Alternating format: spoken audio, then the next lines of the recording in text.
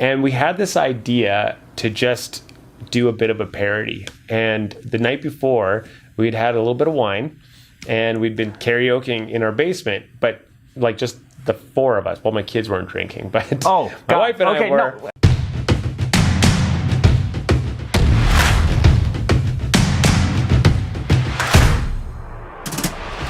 This is Rob Levy coming to you from R4 at Tower 3 at the Signature at the MGM Grand, and I'm here with Brad McCallum from Canada, who also presented with me at this conference. And I wanted to chat to you because I've been a fan since I first started seeing your videos pop up. And what amazes me about what you do is you direct and edit all of your own videos. Yeah, you know what? I have always had an interest in like sort of the creative arts, but videography is not something that I really started with. It's not part of my background, other than my wife was a photographer 10, 15 years ago. She was doing wedding photography, so we had a good camera. And when our kids were born, my first son was born like 9 years ago, we realized that there was a button on the back of her Canon 5D Mark II that when you hit it, recorded video. And so when he was like 8 months old, I hit the button, and she had this beautiful like glass, or that's what us videographers call lenses. So she had like good quality lenses and a great quality camera. And I saw the images in the back, and I kind of fell in love with the idea of doing video. But apart from, a few quick shots, that I left it alone until I got into real estate, when I had this feeling that it was a way for me to differentiate myself. Speaking of setting yourself apart from other real estate agents, you've only been in the real estate industry 10 months, is that right? So I've been a real estate agent for about two and a half years now, and I was part-time during that time. I had a renovation design company. So my background in design, mainly designing homes and spaces for people. And I was selling about almost a house a month, which was pretty good for part-time. There's nothing wrong with that. I was starting to see like, okay, this would be good, but I went full-time after starting video about 8 or 9 months prior, and it was as a result, direct result of just having a few listings that I committed to putting together, kind of a cool, sexy-looking video for. Speaking of cool, sexy-looking videos, I live for real estate video. As you guys out there probably know, it's my favorite thing. I love your stuff, by the way. Love it. It's awesome. You guys have to check out Brad's stuff. If you haven't seen it, it makes my stuff look like a 5-year-old with a Sony Handycam in 1984. It's epic. Yeah. How did you go from, okay, I've been filming my son as he grows up and probably editing things together which look cool? I literally did maybe 2 or 3 videos, but at the spring of 2012. But the product you put out looks like a professional television quality commercial. And that was the first couple you put out. Did you YouTube how to do a real estate video? Yeah. Where did you learn? Okay, so what happened was I believed that I was going to use video. I committed by spending about $8,000 on gear. Yes. The reason I spent the money on the gear was because my dad, who was renovating a home and putting it back onto the market, and I was now in the an agent for about 8 or 9 months or so at the time, and did a few deals at that point, like maybe 6 or 7. He wasn't going to use me. Oh. And I was like, Dad, you were the one who told me your entire life, Brad, you are set up for this. You should be selling. You should be a real estate agent. Don't run a renovation company. Do the thing that you're best at. So I said, great. And then he said, well, sorry, but we're not going to use you on this house. And I was like, listen, I've got two of your grandkids that you will never see again if you do not give me this house. Like, I pulled out all the stops. That's it. We're doing it. So all the gear arrived on a Thursday at like noon. My dad wanted the home listed by 5 o'clock on Friday. Wow. So I went to the house on Thursday, and I was like, okay, unpacking the gimbal, and then watching a YouTube video on how to set up a gimbal. Now, a gimbal's makes your footage nice and smooth. Then I was like, okay, now what camera settings do I need for the Sony? So I set those up, and then I thought, okay, well, I guess I'm gonna have to start learning to balance this thing. So my son and I stayed at this house for 9 hours to get that footage. But when I started seeing the quality of the image in the back of the camera, I was hooked. I was like, this looks amazing. I had no experience. I didn't know how to do any of it. I'd spent hours just on the University of YouTube, and I was starting to see that there was something there. And once I saw the quality of the images, I knew that this was something that I could use in my business. You mentioned your son, and I've actually seen your son in videos. Mm-hmm. And you also tend to utilize your wife in videos. Is she a real estate agent? She's not a realtor. She's taken her assistant course, which involves a sobriety test in about an hour. No, I'm just kidding. Oh. It's pretty basic. It's like an hour-long little course you take. But it allows her to be in the videos with me as long as it's clear that she's not an agent. And she's a beautiful woman that really helps, I think, people watch the videos longer. And we're very much a family brand. And because video does take time, I want to include my family in that part of it because I enjoy shooting it. It's something my son and I can share together. And it's actually something that really resonates with my market because it's easy. I find it's actually hard to not be yourself. Like it takes energy to put on a show to be someone that you're not. And then you got to worry about, hey, like, am I a luxury agent, or what does this person expect of a person that's selling a home of this? I'm like, forget all that stuff. I'm going to be me. This is my wife. These are my kids. The more me I am is going to attract the right clients. And as it turns out, that's my line. People with millions of dollars want to work with nice people, and people with a couple $100,000 in my marketplace, they need the same quality of service and representation. So it's like, hey, this is us, and it works. I find it works so much better than pretense and pomp and this is who I am and arrogance. I just find I'm just so repulsed by that part of the industry that I feel like I'm very much counterculture to the whole real estate industry, but I think that's where the success that I'm having is coming from. Speaking of that success, 8 months in, you've got 26 listings at the moment? I've got 21 listings, but 3 more coming up in the next week. And I've got dozens of pocket listings with different projects that are launching and stuff in the next couple of months. And then I'm going to sort of embarrass you here by saying you made like number 2 in your state or something recently. So I hit number 1 in September of last year in my Remax office, but that was only after 4 months of going full time. And like I said this in my talk when I spoke at the video summit, this is, to me, it's not about the special or uniqueness of me or what I'm doing. It's just the power of using video in your market consistently. It's just so powerful. So there's a lot of agents out there thinking to themselves 2 things right now. Number 1, man, I got to get on this video train. But number 2, he just said it took me 9 hours working with my son on YouTube to film a video. How long now does it take you to go in and film a full video? And people who are watching this, Brad has a very unusually high set of skills. He's incredibly good at doing it himself. Personally, I have never filmed a video myself.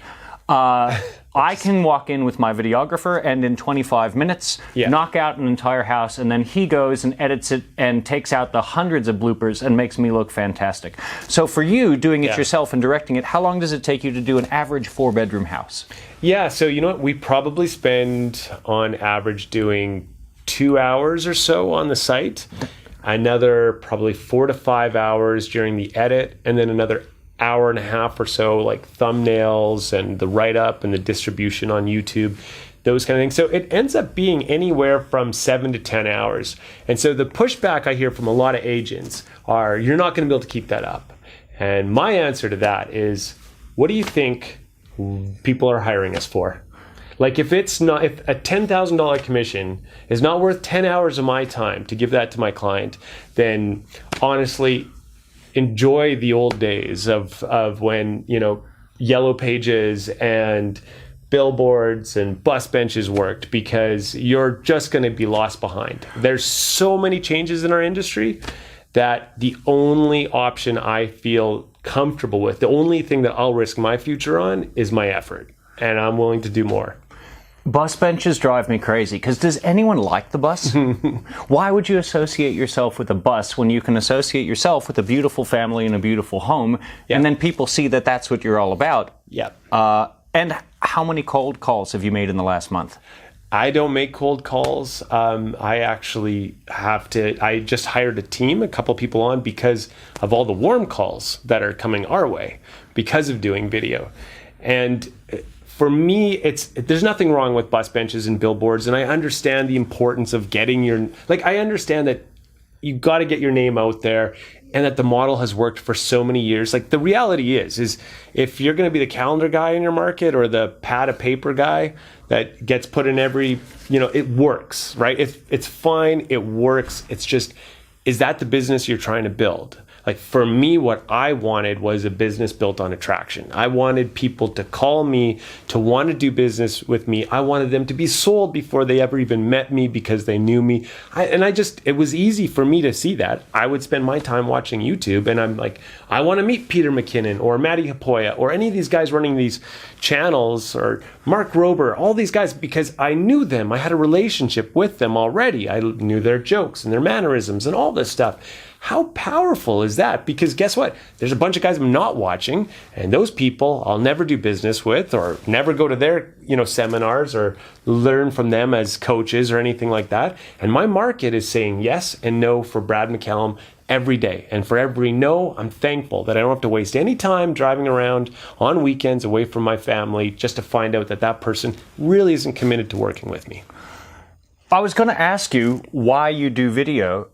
You've answered my question, so you've completely sorted that out. Well, the only bookend to that, if I would argue that you could take the 10 hours that I spend and get 95% of the effect for 30% of the work. So when you see some of the stuff that I do that looks like really, really high quality, like I've got some pieces I'm super proud of. Let's name one. Let's name drop one. Yeah. So, I'm really proud of my ballerina video. Yep.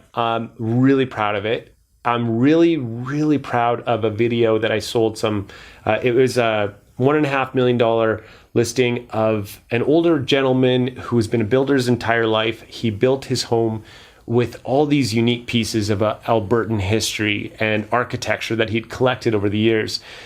And I was worried that people would walk through his home, that is his life's work of collection, and some listing or some buyer's agent would just be like, yeah, it's got 2,600 square feet and it's kind of kitschy in the kitchen and it's a little bit, it's a little bit different. And they're going to walk through in 15 minutes and they're not going to realize that they're walking past a chandelier that was shipped from Argentina, or the hardwood floors that were taken out of an old aircraft hangar where they used to make the Lancaster bombers in World War II. Dude. Those are stories that people will resonate with. And video, it creates desire and connection in the hearts of buyers. And I don't know about you, but if I was to go buy a car tomorrow, I loved the look of a Mercedes.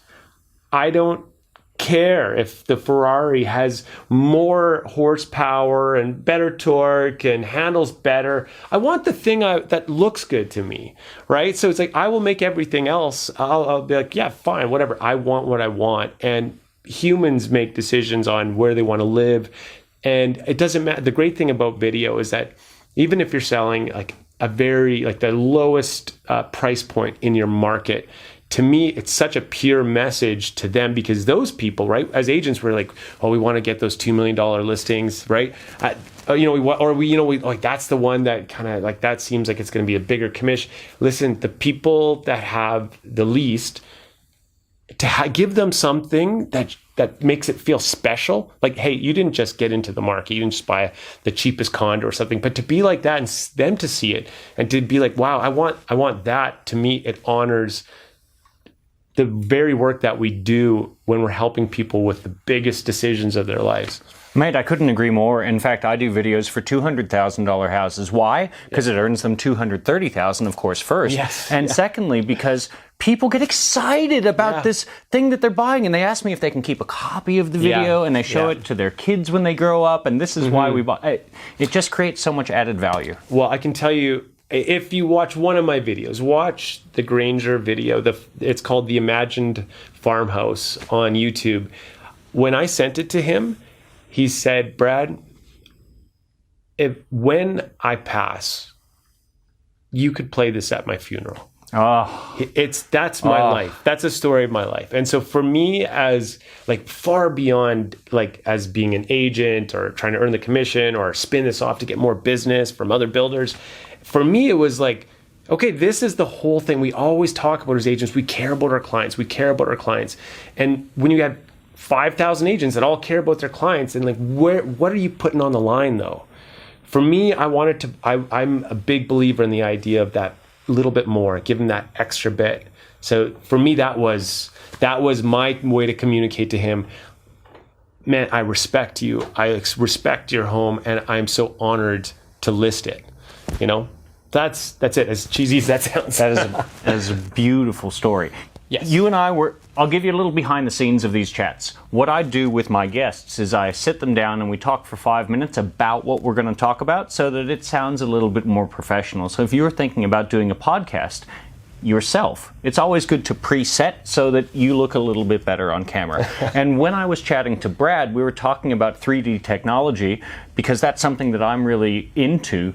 And he was showing me something that he's doing that I have never seen anyone do before. Look, why don't you just explain a little bit about your background and how you got into this and what you've provided for this client of yours? Sure. So, as I mentioned earlier, I have a renovation and design business. Now, I've really scaled that back to the point that I've got no more staff, and any referrals I get, I just send on to other trades that I trust. So you help people renovate and design their houses? So they would pay me to design their homes. And so what I would do with it is I'd take their old home and I'd remove walls in my software, and I'd design new kitchens and lighting plans and all these little details. But then I realized that a picture speaks, 1,000 words. And I was not always able to communicate until I started using these 3D renderings in my business. So I taught myself how to do that about 10 years ago, and that became a real centerpiece of my business. But part of what I talked about yesterday was trying to solve problems of our clients. Like, the only reason that they need a realtor is because they have a problem, right? They're either trying to sell their home and move on or something. It's about them and their problems. So I started thinking, okay, how can I solve a bigger problem? Well, there's a developer, there's a builder in our community that has low sales, has no marketing package, no marketing budget. And what I was able to do, he gave me a call and he said, okay, listen, you do that. I heard that you do those 3D rendering things. Would you like to sit down and meet with these group of developers? One of them has built 20% of the Calgary skyline in the last 40 years. And just, can you show us what you do with the rendering things? Was that confronting for you to meet with these guys? Oh, it was scary. Yeah. So I didn't know what to do. I wanted to provide as much value as possible. So I drove to the build site. I scaled the fire escape on the 6-story building beside it. Like Spider-Man. Yeah, and I took some pictures of the downtown skyline that would be featured from like the 5th and 6th floors of this new construction unit. Okay. Then I went and got their build plans from the website, and I took one of their basic floor plans, like, just like white paper with black lines on it, and I entered those measurements into my software, and I started to virtually stage it, create the walls, mimic the heights off the build plans, and then on the other side of the windows, I rendered in the skyline. Easy stuff. Well, I wanted an opportunity to list 50 properties. Right. So you put in the work. And I wanted that, and I also wanted to send the message like, listen, don't discount me to death here. Like, I'm not that discount guy. Here's what I'm going to do for you. I'm going to be your PR department. I'm going to be your marketing department. I'm going to be your design department. And then as a kicker, I'll also sell the homes. And so for me, an opportunity to list an entire building like that could be a career maker. Yeah. So I was like, I'm going to do this. I'm going to give it all I can. It took me all of, probably a good 12 or 14 hours of late. Like I had a 24-hour window before the meeting was set up. So we had to turn this over faster than I normally ever could. Went to the meeting, showed them the images, and they were like, wait a second, that looks like the 6th floor of the building we're proposing. I said, that is the 6th floor. That's the view from the 6th floor. That's unit 605. And he was like, wait, what? And they all looked at each other, and it was this cool Hollywood moment. And they said, okay, what do you want? So it comes back to that idea of they had a problem. And I was just like, listen, how can I solve this problem? That's what we do. And it has been a huge success for us. So not only can you see photos of the interior of these buildings, you can actually put on a virtual reality headset as a potential buyer and look around inside the apartment you're about to buy before it's even been built, or you can scroll through it on the web. And what I'll try to do here is put up a link below this video so that everyone can log in and experience what he has created for this building, because it is mind-blowing stuff. And that's the thing. You know, the problem is they've got nothing to see. They had nothing they could show. It's like selling life insurance. Very hard. Very, very hard. And then people would come into the sales center and they didn't have any materials. So it wasn't like that was the place we could close them. We needed people to actually experience and immerse themselves in what the property would be. They already knew the community, the block, the amenities of what that could offer, but they were like, ultimately, it doesn't matter if you're living in the best location. You want to look around and be like, okay, that's where I'm going to chill and have coffee on a Sunday morning. And you needed that whole experience. And so that's what we were able to provide with them through this software that just through the past experiences I had from building. Man, that is cool. Thanks. So let's shift gears here. We're here at R4, which is the largest RE/MAX real estate conference in the world, with 6,000 of us agents. Unbelievable. What has been your experience so far getting the big hug from the network? I got to tell you, I've always been sort of like an anti-corporate guy. Oh, dude, same. Right? I'm a tree hugger. I'm not into it. And so even for me, when I got started, I came to RE/MAX. I got my license, came to RE/MAX because it was the only agent I knew that had said, hey, why don't you come over here and we can maybe, I'll kick you a lead or two and we'll work together a little bit. And so I went to RE/MAX. Today, it just got announced that RE/MAX First, my brokerage in Calgary, Alberta, is actually the #1 brokerage in the entire 6,800 brokerage network. Yes. So my broker owner stood on stage with Adam Contos today and accepted the award. I lucked into the network. I absolutely lucked in. I could have easily ended up at another brokerage had I had a friend there. I didn't do the research. I just came into it. And the big reason that I started with RE/MAX was I thought, you know what? I'm so new. I need the name. And so now that you do. It's balloon power. It's awesome. I used to laugh about it. I respect it. Because if you're going to be putting yourself out there and doing video and creating a personal brand, you're nobody. Give yourself that. This is like a wind at your back that you can use to really leverage how valid the rest of your market believes you to be. Especially if you're new like I am, I needed that sort of support. I needed to know that I could go to my brokers, that they'd seen this stuff for years, that they could help me through that stuff. So I've got an amazing office, and I hear this from every RE/MAX brokerage about how amazing their office is. My office is amazing. Shout out to Tandy. There you go. So I love it, but being here at R4, I've got a new appreciation for RE/MAX. It is really a special group of people. And of course, it's, I'm sure all brokerages or all brands have it, but there is something about the RE/MAX brand and the inclusiveness, and even the fact that we're in such a, competitive industry.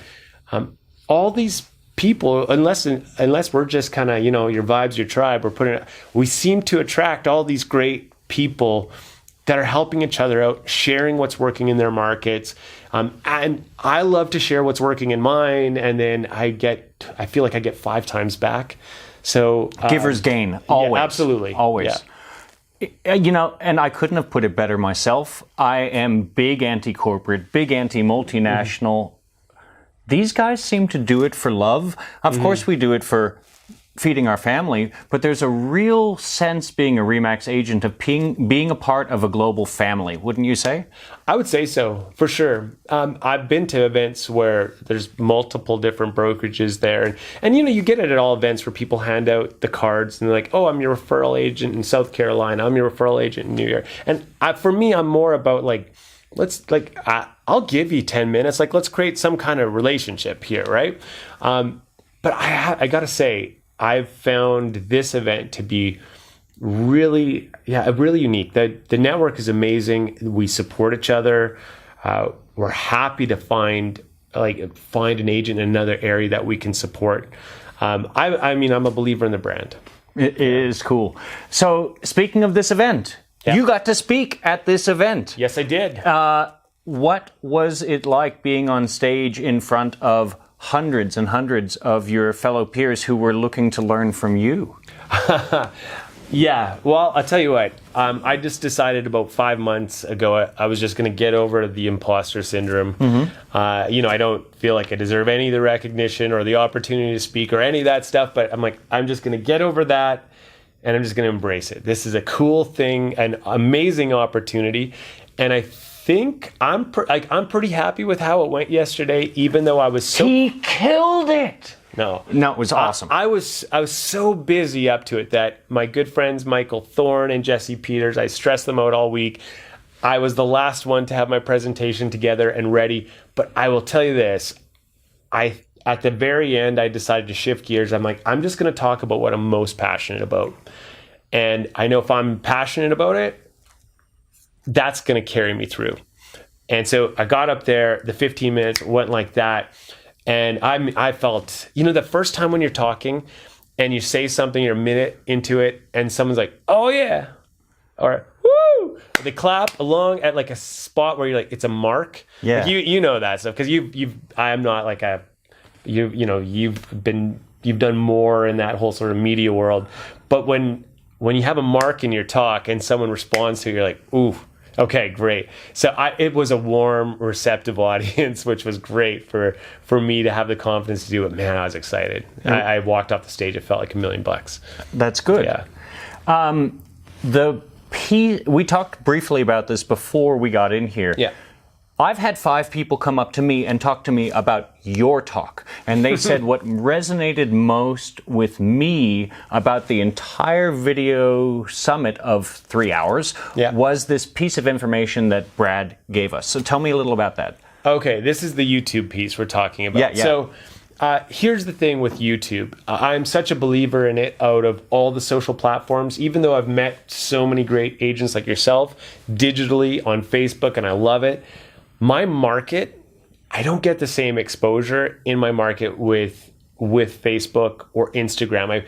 I'll put out a video, I'll get 500 views, 1,000 views, 2,000 views. Cool, great.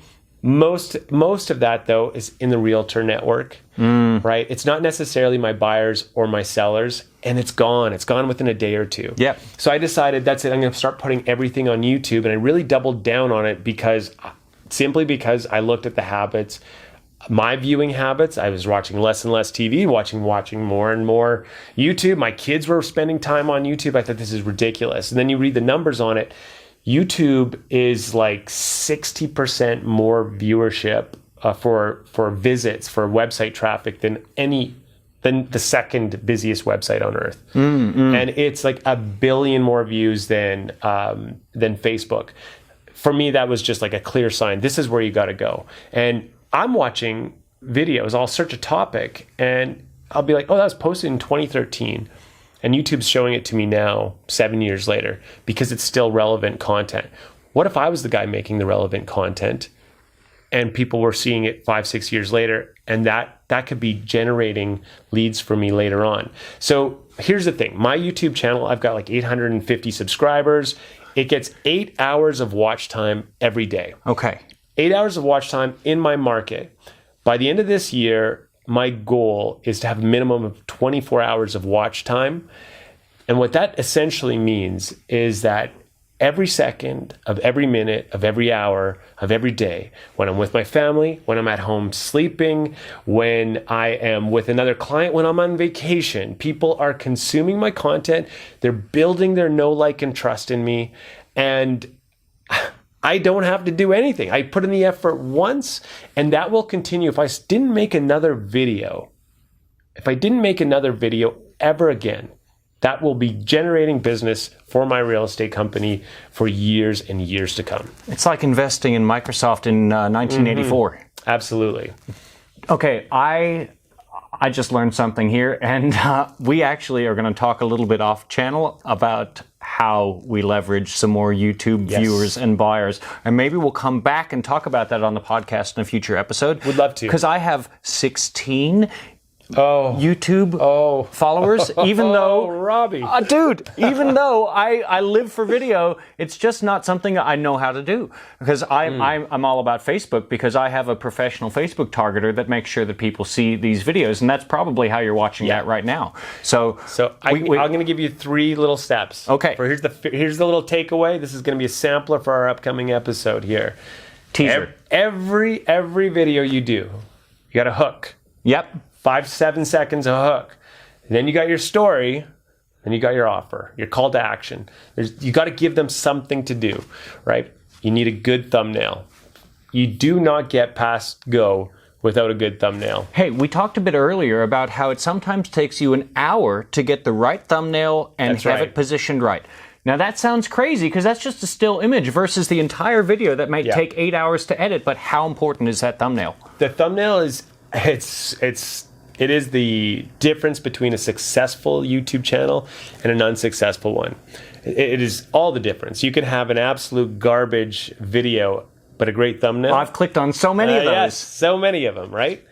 You know, the thing with YouTube is, if you are consistently uploading and you're uploading stuff that people in your market are searching, like moving to Calgary, Alberta, best communities in Calgary, Alberta. If you think about your videos in terms of search terms, what are people searching? Make that video, name it that video, and do the thumbnail. Now, to be fair, I've built my entire channel on listing videos, which everyone will tell you does not get viewers, does not get subscribers, that's what I got. because it's irrelevant to them. This is, once again, my argument for upping your quality. I might be great at videography in certain ways. However, I taught myself on YouTube, just one skill at a time. And when I think most agents might say, oh, no, my job is to sell homes, I don't want to do videography, I would say, no, your job is a marketer. So learn marketing, whether it's, Facebook algorithms or YouTube algorithms or whatever it is. You got to learn marketing, learn one niche and go down on it, because that's what your clients are needing to have success in selling their homes. You need to be a professional marketer if you want to survive the next decade. I couldn't agree more. So we should wrap this up, because we've got a party to go to. Yes, but I want to throw you a curveball by saying my personal absolute favorite, I've watched it 40 times, Brad McCallum video is the one you almost did not put out, where your family sang the song from The Little Mermaid. Yeah. Okay, we'll throw a link to that as well, because this is something really special. Tell me a little about what that was about. You know what? We had an opportunity to list a home in my community a few blocks from our house.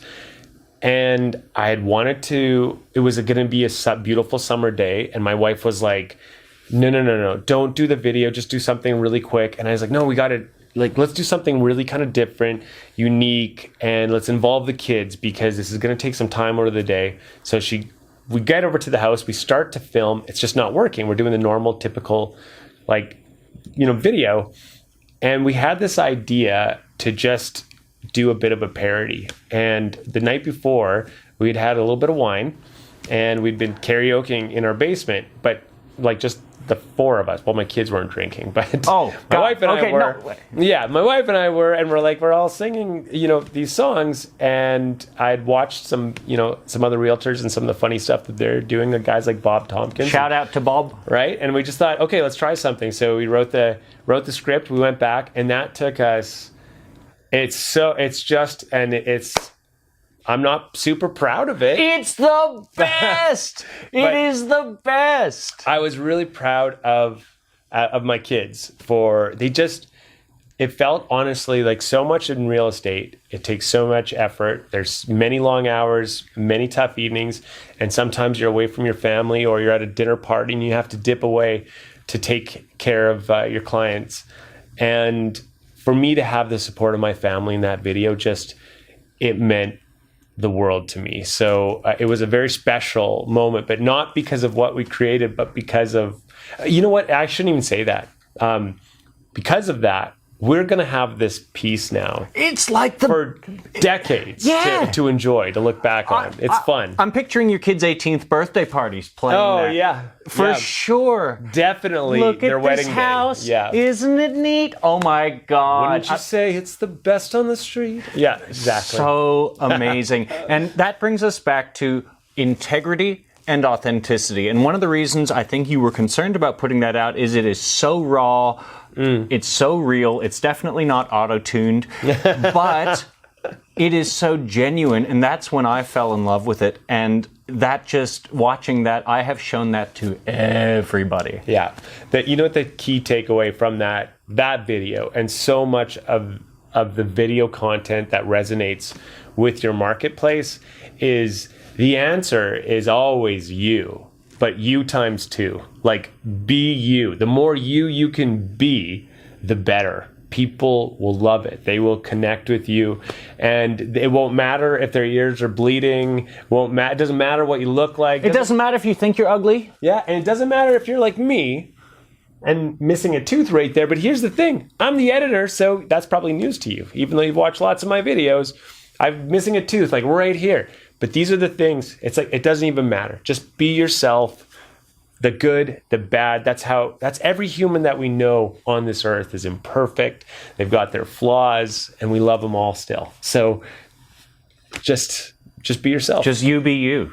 Hey, that's a perfect place to wrap up, Brad. Thank you so much for doing this. I really appreciate it. It was so amazing to meet you in person. Such a pleasure, Rob. I'm so glad we got to do this. And we will see you guys in the next episode where we talk about some of the mechanics of YouTube together coming up, and we'll have to do it from Canada unless I fly out to get some video training. Yeah.